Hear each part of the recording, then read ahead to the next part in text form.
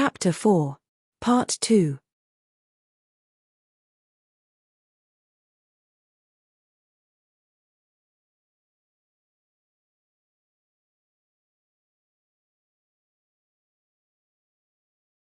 While in the League camp, they were confident of victory, although they knew that they were far inferior numerically. During the discussions of the preparation of the battle, they let Arus be the one to carry the weight of the strategy. They would use Orderhill as protection for their right flank. There the troops would be those of the mercenaries of the Blue Phoenix Company together with the archers of Yape. The bulk of the army would occupy the central part of the plain, and on the left flank the cavalry would be placed. Very cleverly they left the riders of the Fambir forest behind the hill. Seeing the enemy's disposition, General Adrian was clear: the cavalry of Scythia and Albiona would take care of the members. If they held the line, it was enough for them. The bulk of the attack in the center would be led by the dwarfs, Albiona, and Scythia. But the capture of the Orderhill would be carried out by his legion and the mercenaries of Almera. They also had special help at the last minute. After tremendous pressure from the Queen, the Council of Mags of Tripulia had granted 100 Magins special permission to fight for the Alliance. If they were placed on the hill, their fireballs would finish off the League troops from the rear. A secret weapon that his rivals were unaware of.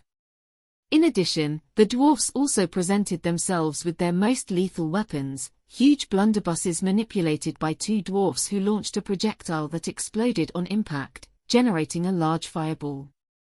They were few, not in their 20s, but they were escorted by the first manipulator of the Legion of Danka Atar's brothers, the king's personal guard, and were furious to avenge the death of their brothers in the Battle of the Red Mines.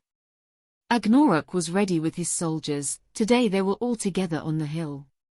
Even Arian had come, leaving aside her neutrality as a healer. She had decided to act as a mercenary and be by the side of her companions and her husband. Tanya Blackgem was also with them, but unarmed she would only be a privileged spectator of the battle.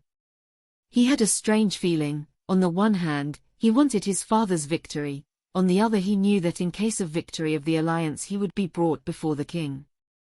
They would not show mercy for her, or even for being a princess.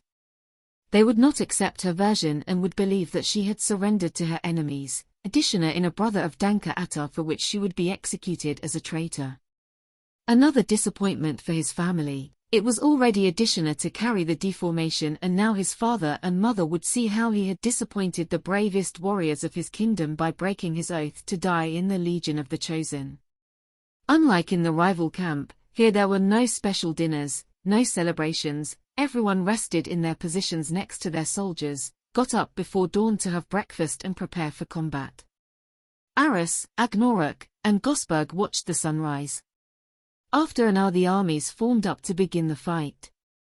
As expected, his left flank would be the one that would suffer the least attack. General Adrian despised the use of cavalry and only used it as support.